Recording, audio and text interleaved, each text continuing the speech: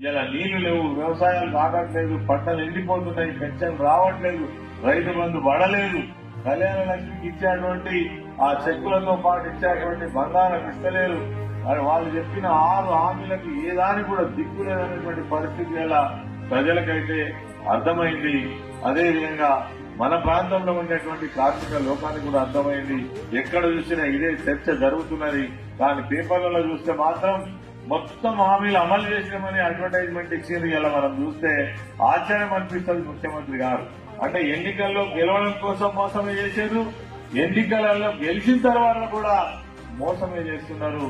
అదే విధంగా అవమానపరుస్తున్నారు, రైతులను ఎటువంటి అటు మాట్లాడుతున్నారు. అదే విధంగా ఇతర పార్టీలను కూడా బ్లాక్ మెయిల్ చేసే విధంగా మాట్లాడుతున్నారు. దేవుళ్ళు మెడగేసుకుంటాడట, మానవ బాంబు అవుతాడట, కనుగుడ్డు వీకి గోళీలాడుకుంటాడట, ఉరికి చిరికిచ్చి కొడతాడట. ఇందుకోసమా నేను ఎందుకున్నది? ప్రభుత్వం వచ్చింది, ప్రజలకు ఏం కావాలో చూడు, అది ఇచ్చిపెట్టి గడిచిన ప్రభుత్వం మీద బురద జల్లే ప్రయత్నం, ఇంత దుర్మార్గంగా ఈ ప్రభుత్వం యొక్క విధానం నడుస్తున్నది. బ్లాక్ మెయిల్ చేస్తున్నారు.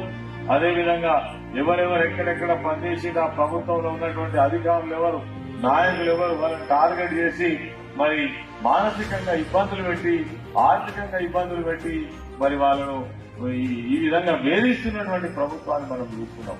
ఇది కరెక్ట్ కాదు.